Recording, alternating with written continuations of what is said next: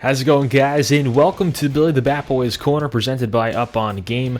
I'm Billy Pinckney, and today we have a very exciting guest joining us. It's Jonathan Castillo, former MLB scout with the Rays, as well as a bunch of other teams. He's been a coach in New York City, helping raise and coach a lot of young athletes who have been able to perform successfully at the professional level. So, without further ado, here's Jonathan Castillo. All right, guys, we're here alongside Jonathan Castillo, former scout with the Tampa Bay Rays, as well as a few other teams as well. Appreciate you joining me. Billy, it was always a pleasure being next to you guys and being with the Jackals. It's an honor to be here today. Absolutely. Well, you started your career as trying out for some other big league teams, but then you got into scouting. How did you get into that process of being a scout? Pretty much, I started as an assistant baseball coach at a high school in New York City, and worked myself up from there and met some great people, network, and started, getting to know the game better and starting evaluating players and recruiting players, and, took myself to another level right after that. Right. So when you realized it was time to go into that front office, what are some qualities of the front office that you really appreciated and you really liked about scouting? Pretty much it's just being around the guys, the staff, just, working hard, traveling, being away from home sometimes it's a little tough. But just enjoy pretty much everything about baseball. You have to love it to be in this game and actually work hard to know what you're doing out there. And, pretty much it's like you have to look for talent every day, Billy. You can't just think about I'm just going to go out there and just find the next Derek Jeter. It's not going to happen that easy. So you have to really grind every day. Right. When you were with the Rays, were they more analytically advanced like they are now, or were they just beginning that process? I'm pretty sure they was. The Rays organizations, they actually are very, very hands-on when it comes to a lot of baseball players and stuff like that. And it's always good to know that, the Rays was always on top of their game when it comes to their pitchers and precision guys. So I'm pretty sure they was. Right. Well, along the years, you've worked with so many great players. Who were some of the guys who you found for these organizations?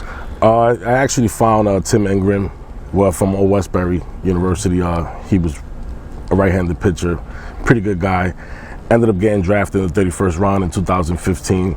Right after that, he became a cop, left baseball because he got hurt. But great kid. We saw Gary Whitney. He was a first-round pick for the 2015 MLB draft, right. For the Tampa Bay Rays. It was also another good pick. I met a lot of guys down the road as well that, pretty much we actually pursued down the road and got to see them hands-on and see how they do in the game. And unfortunately, we didn't get a chance to see those guys in our organization, but most of those guys are doing very well. As a scout, what are a few qualities that you look for in players?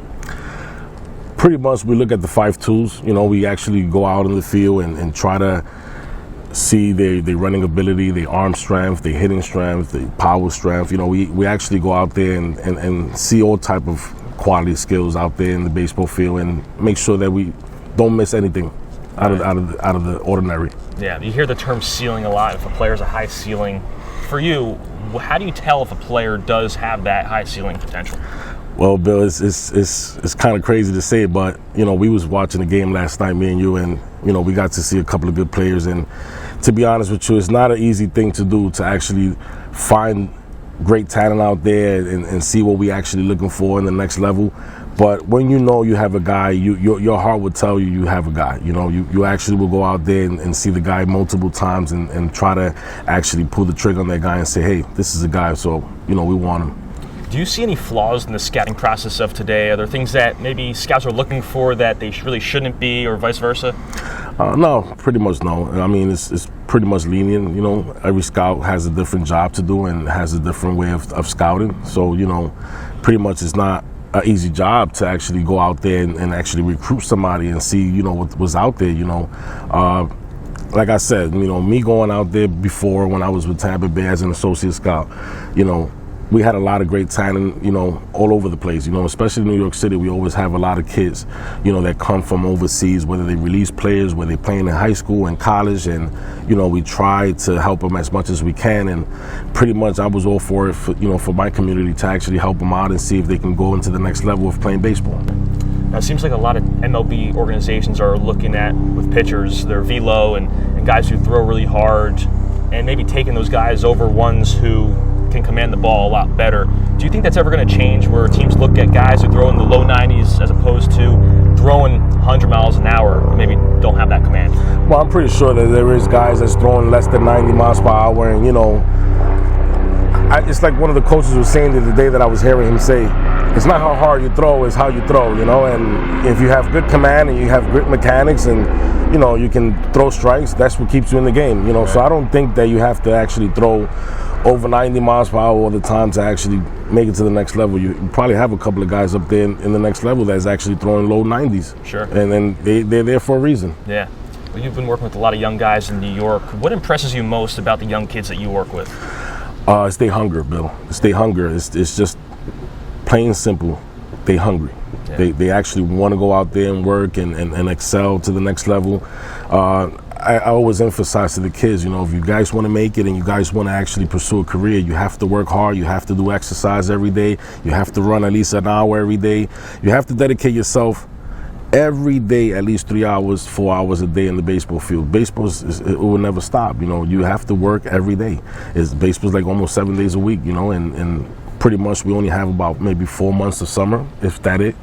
And it's very difficult to actually get these kids to go out in the field every day and do what they have to do, because if it rains, then they won't be able to practice. So they will have to go into a gym facility and stuff like that. But I feel that, in New York City, there's always great potential out there and great talent, and it's just, you have to be at the right time at the right place. You just mentioned, too, the weather and everything. And the winter months are tough, right? I mean, when you have guys in Florida, California who are able to play all year round, how are you and the guys able to really still get their work in during those months?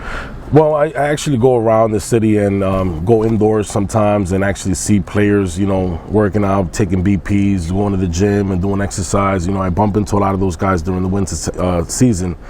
Sometimes I don't bump into them because they're actually playing overseas. So it's pretty much hard to maintain that role of playing baseball every day, because like I said, we have winter, and it's brutal cold. We're not going to go out in the field to, to actually practice every day. But I do see guys, actually practicing on the field, believe it or not, in the winter time. They put extra layers of clothes on and, they actually make it happen. Yeah, that's pretty much what they do. From a scout's perspective, what's your message to the younger players on how they can stand out from the rest?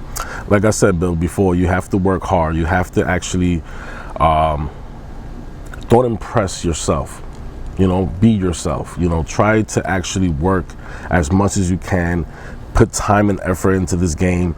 That's what you're going to get out of this game, believe it or not. This is the reason why Derek Jeter played 20 years of his career, because he actually dedicated time to himself. He actually became one of the best players in MLB to actually, carry that legacy for years to come. I mean, who else has done it better than Derek Jeter as a captain, being a big role model? And that's one of the guys that I looked up growing up, that I said, if he can do it, I can do it as well. And of course, we're here at Yogi Berra Stadium, home of the New Jersey Jackals, here today to see some of your guys play as well. What can you say about your players playing with this team?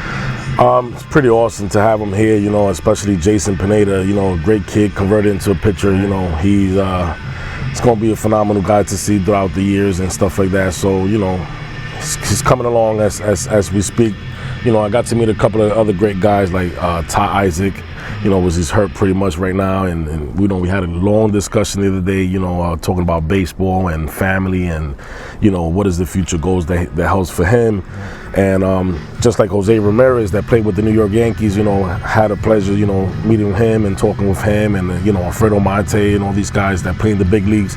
It's always a pleasure to be around these guys and actually interact and enjoy talking with them about baseball and family and outside of baseball as well. We talked about a lot of things, that can happen next year, where they would like to keep working hard and they ask for advices and stuff like that. And I just gave them some pointers, what to do during the off season. Right. Hopefully we're going to have you around next year. We'll see what happens. Let's see what happens. I'm trying to, help this team as much as I can.